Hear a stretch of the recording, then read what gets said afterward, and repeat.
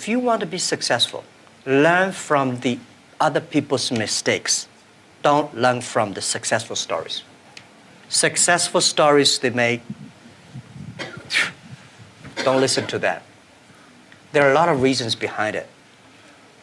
Just like I remember the first time Harvard Business School came to us, say, Jack, we want to write a case study for you. That's years 2001 or 2000. They came, they spent 1 week, and they write a report, and I read, no, I said, this is not me. And they said, this is you. I said, no, this is not us. He said, this is you. So they make up his sign, and the case study go up, and they start to teach in a lot of universities. The next 5 years, they invited me to go to the case study, and they always find a competitor of my company. And after every case study, Alibaba will die, that company will succeed. All the students agree. And actually, every 5 years, all the competitors die, we still survive. So how can you study this kind of a successful story? Learn from the mistakes, the other people. No matter how smart you are, you will encounter these mistakes. You learn from mistakes not because you will be able to avoid mistakes. You will able to, when these mistakes come, this suffer comes, you know how to deal with it. How to face it. The book I want to write, if I can, is Alibaba 1001 Mistakes. This is the most treasurable things that in my life. In my life, it's not how much we achieved. It's how much we go through the tough days and mistakes. And this is what, if you start to think now, it'll be good. Rule number 2, focus on quality, not size. Last century, the bigger the better. This century, the good the better. Do the business, not because the size, it is not necessary, the big size you are, the more profit you are. You really believe that? I believe that. There's a different ethic of business. You know, we got a Fortune 500 companies, you judge because of the size. How many of them are really happy? How many of them have a profit? No. Small companies, they are very profitable. They are very happy. They can spend time with the wife and the husband and kids traveling around, and that's the life. Rule number 3, be the first. Don't try to be the best. Be the first. Be the first to change. Be the first to take the challenge. Be the first one to overcome the difficulties. Because the best person, there's only one Olympic champion. I don't think I'm lucky enough to be that. But I can always try the new things and don't give up. I believe it because you are so unique. Everybody is unique. Be yourself is always the key. Rule number 4, prepare for the future. People like me, I was born in a very poor family. I never got a great education. You know, I failed all the examinations. For what reason, I don't know. But later, I realized I don't have money, I don't have technology, I don't have a lot of good backgrounds. We have a rich uncle or something, no. The only thing I competed with my people, the young people, is let's compete for 10 years later. This is what I believe 10 years later will be happening. So everything I do for that goal, I know 10 years later, this thing is going to happen. So prepare for that. Because I know if I compete with him for next month, no chance. So this is how my message is. It's a challenge, but it's an opportunity. And it's the opportunity for people like us. This world, the most difficult thing is to convincing a successful people. When you tell him, this is a great opportunity, he says, no, forget it, right? I've been doing this for 30 years. But for people like us, we're looking for opportunities in order to survive. So we will do anything to be creative. So this is the message. 30 years, it's an opportunity for us. It's a challenge for those people who are 60 years old. If they're 60 years old, not discrimination, but it is tough for them. Rule number 5, respect your competitors. Who's your most dangerous competitor? Is it Amazon or is it Tencent?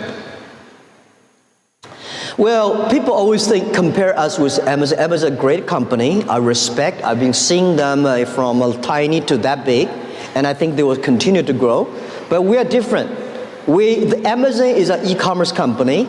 We are not e-commerce company. We enable other people to do e-commerce. We want to making sure everybody can be Amazon.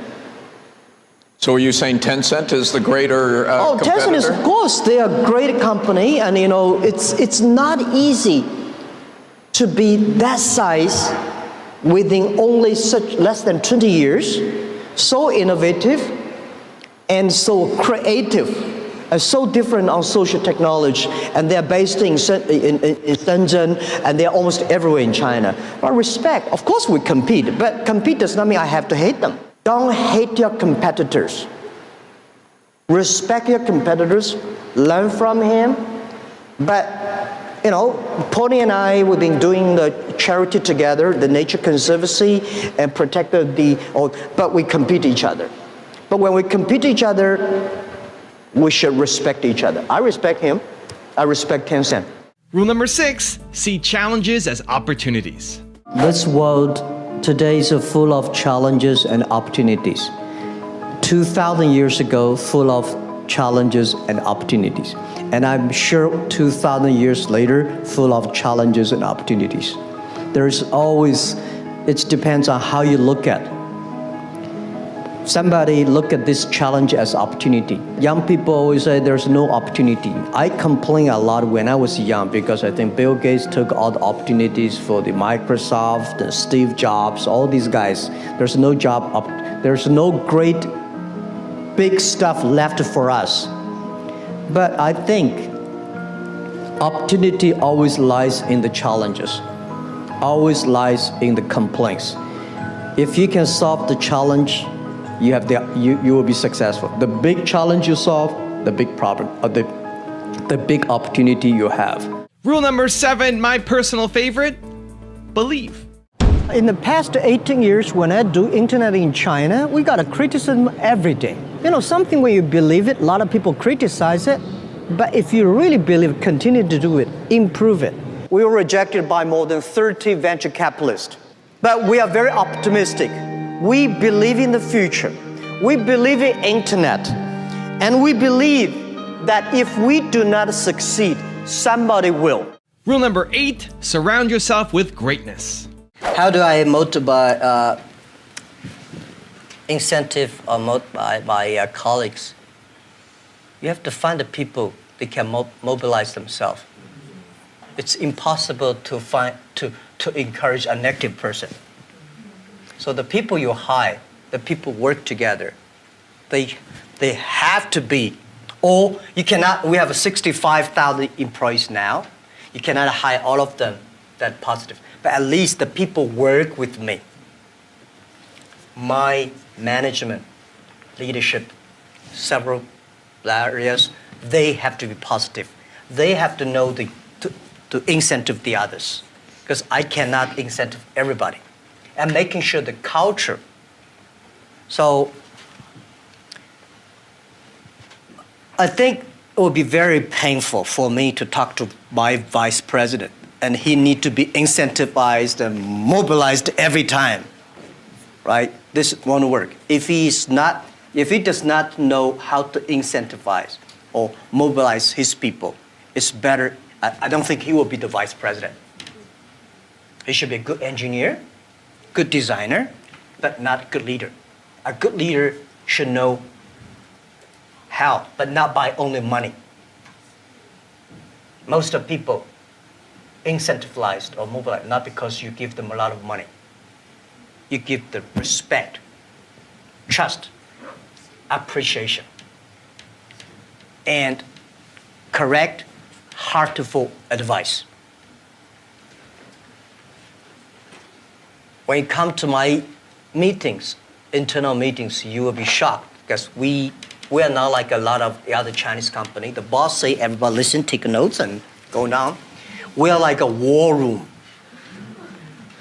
We make decisions based on whose voice is louder. Right?